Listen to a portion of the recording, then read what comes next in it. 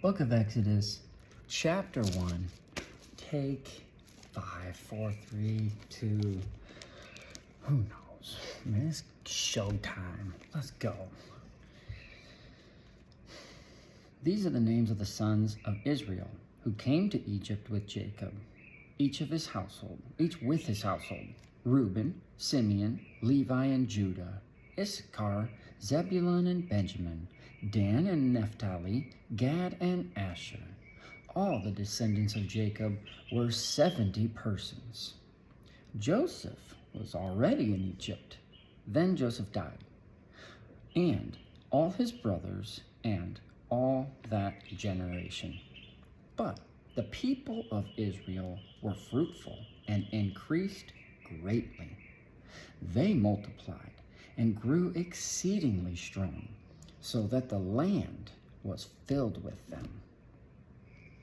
Now, there arose a new king over Egypt who did not know Joseph.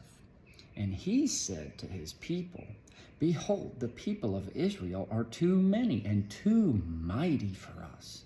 Come, let us deal shrewdly with them, lest they multiply, and if war breaks out, they join our enemies and fight against us and escape from the land."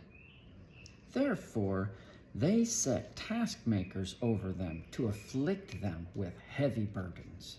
They built for Pharaoh store cities, Pithom and Ramses. But the more they were oppressed, the more they multiplied, and the more they spread abroad. And the Egyptians were in dread of the people of Israel. So they ruthlessly made the people of Israel work as slaves, and made their lives bitter with hard service, in mortar and brick, and in all kinds of work in the field. In all their work, they ruthlessly made them work as slaves. When the king of Egypt said to the Hebrew midwives, one of whom was named Shiphrah, and the other Puah, "When you serve as midwife to the Hebrew women and see them on the birth stool, if it is a son, you shall kill him. But if it is a daughter, she shall live." But the midwives feared God and did not do as the king of Egypt commanded them. First of all, way to go, women. But let the male children live. So the king of Egypt called the midwives and said to them, "Why have you done this? And let the male children live."